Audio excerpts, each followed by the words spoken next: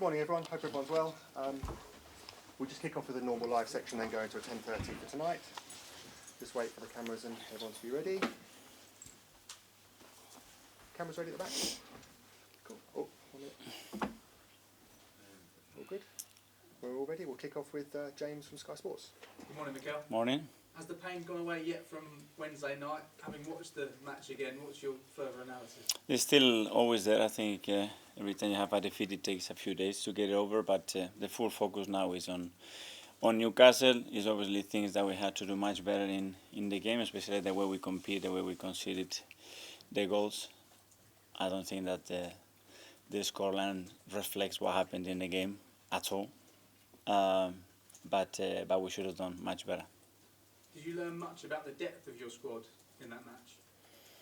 No, you learn about that every game is very different to the previous one, and you have to be at it. And you take the foot out of the gas in any action in this league against this type of opponents, you get punished.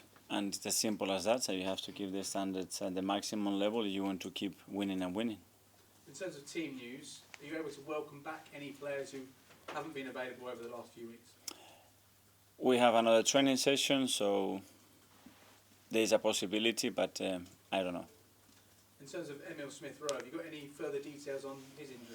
Nothing has changed. As I said, I think he will be out for weeks. How many would determine, obviously, in relation to how he progressed the first few weeks especially. And big blow because he was getting some momentum and some minutes, and we were starting to get the meal that we needed, but unfortunately he's going to be out again. And Martin Odegaard's playing time has been managed over the last 2 matches. How much has that benefited him, and will he be in a position to potentially start tomorrow?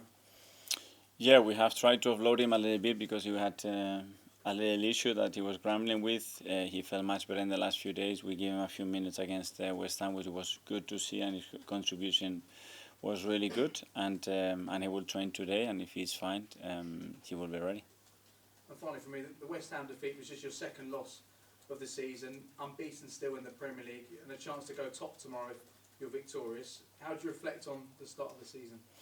That is very early, that we have to go game by game, that we are in a really good position, and we have to continue to be there. Tomorrow we have a really tough match against Newcastle, but these are the games that you have to play when you want to be at the top. Thanks, James. We'll go to Anita from the Premier League. Morning, Mikel. Hi. I understand that you obviously want to focus on the game coming up, but I just had one question relating to the performance against West Ham. How concerned are you that the standards that you speak of and the quality that Arsenal fans have become used to seeing their team play with dropped so much then? Well, it dropped especially in one phase in the second half. And when that happened, then you have to compete in a different way to try to recover the momentum in the game, and we didn't do that well enough. We know the standards, and we know that the way we play, especially the second half, like the other day, is not good enough.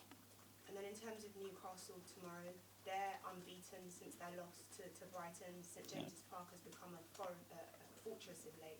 And how much of a test are you expecting?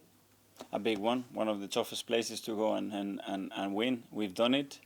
It's nothing new to it. We know what we expect, very, very clear what they do, what their strengths are, where the opportunities are as well for us, and we will try to take the game where we want.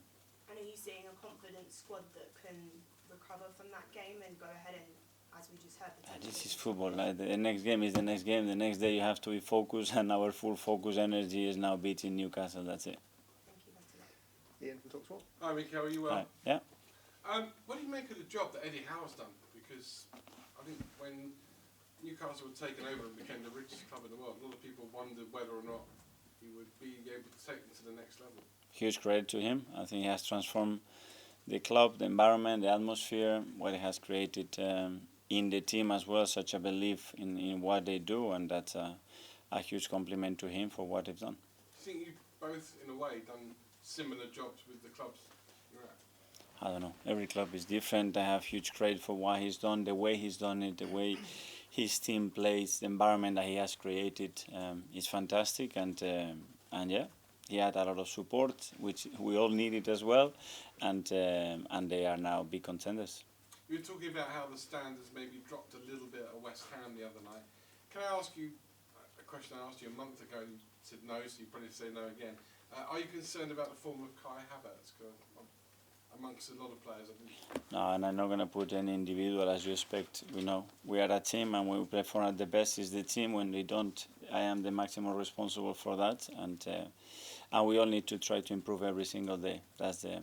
Finally, a player you've been linked with, I'm not necessarily saying you're going to buy him or you're even interested in him, is Ivan Toney. This week, Brentford apparently put a £100 million price tag on him if someone wants to buy him in January. It's more about that, really. You spent £100 million on a player in the summer. Chelsea spent £100 million twice on a player. It now seems that we've gone from being 20, 30, 40 million, is quite a lot to spend on a player, to nearly every player is now worth £100 million. As a manager and someone who's been involved in football a long time, do you find that a little bit crazy? Well, I think there's been an evolution. I think we've gone from the 10s to the 20s to the 80s to the 100. There've been players that cost 220 million as well, you know. So it's not that we are getting used to it, but yeah, it's something that is happening. It's happening more and more often. But yeah, and about all the players, all the clubs, what we are doing, is no comment on that. Is that something a manager thinks about, the price tag, how much it costs to buy the player before they buy them? First of all, is what can we do to improve our team, and then can we afford it, and does it make sense in our project to spend certain money in certain players, and there is a lot of work to be done there. Mark, Press Association? Hi, Mikel. Hi. Ben White would make his 100th appearance for Arsenal if he plays tomorrow. I assume he will. Could you talk about his evolution from someone who struggled on his debut to someone who's now probably one of your most key players? Yeah, I think he's progressed in the right way in the last few years. As you said, he had a little bit of a difficult start, which is normal because it was a big jump, different expectations, started to play as well in certain different positions. But I think he showed a lot of determination and courage to overcome any of that. I think he has a big personality. I think he copes with pressure really well. He has a lot of quality. He gives us different positions, and he's been a key player for us. A lot of your key players over the last year have signed new deals. Is Ben, in your opinion, the next one off the rank in that regard as well? Is he close to a new deal? Yeah, we are always trying to keep the squad in a healthy position in any way, and the club and Edu especially are working on that. He's a bit of a strange character, Ben, in the sense that whenever we talk to him, he talks about how he doesn't particularly even like football, he doesn't really watch football. But hey, is it important to have different characters around the training ground? Yeah, and he's a really good character on his own way, and the way he is, the way he presents himself. But he loves football. The way, even though you don't play that amount of game, the way he trains every day, the way he applies himself is top, and we need players like him. Jordan from The Athletic? Mikel, just on Gabby Jesus, on his injury, do you know if he's going to definitely be back after the international break? I cannot guarantee that. We are trying to get a recovery as quick as possible. I said that it will be weeks, but very difficult to put a time frame still right now. When you're planning your squad, he's obviously such an important player. How disruptive is this that, you know, that's the maybe third or fourth injury that he's had in the last year? It's football, is what happens. He hasn't had a lot of muscle injuries. It's true that the load that he had in the last few weeks to what he's done in the past, even when he was at City, has been very, very different. And he's still adapting to it. Yeah, we lost 4 big players in the last few weeks, but it's the challenges that you have throughout the season. For Eddie, at the weekend, this could be his 100th Premier League start. You know, does the fact that he played 8 or 10 games in the league so far and that he got such a big role in the squad, does that vindicate his decision to stay and fight rather than go somewhere else where he was guaranteed playing? Yes, but I think he has earned that right, and yeah, we tried to explain him what his role was in the team, and then the opportunities that he was going to have, like any other player, in relation to his performances, and the fact that he's played that many games is for his own performances, and the reason he's given us to trust him. Okay, Tom, Football London? Hi, Mikel. Before you arrived at Arsenal, the records away from home, there were some issues with it, but you've really addressed that, especially against big teams and tough places to go. You've seen a win in Seville this season, and last season you won at Newcastle as well. What can you pinpoint as to the reason why that's changed so dramatically under your tenure? Well, first of all, belief, and then performances. You need to, first of all, be so convinced that you go tomorrow to Newcastle and you fully believe that you're going to win the game, and what it has to be really clear what we have to do in order to achieve that. And then, obviously, quality and talent to get the performances that we need, and that's down to the players. And I asked you before the game against West Ham about the midfield and the experience in it. Granit Xhaka's doing really well in Germany by Leverkusen. I'm curious as to your thoughts on how the midfield's evolved since he's left and how the new players coming in have changed things for you. Yeah, Granit was a key player. He played almost every game for us, and we knew that it was going to take some time. Like it did take him some time, especially when I changed his role, and there were a lot of questions about it, and then he evolved in a great way, and here it will happen the same. Good. Aaron from Bible.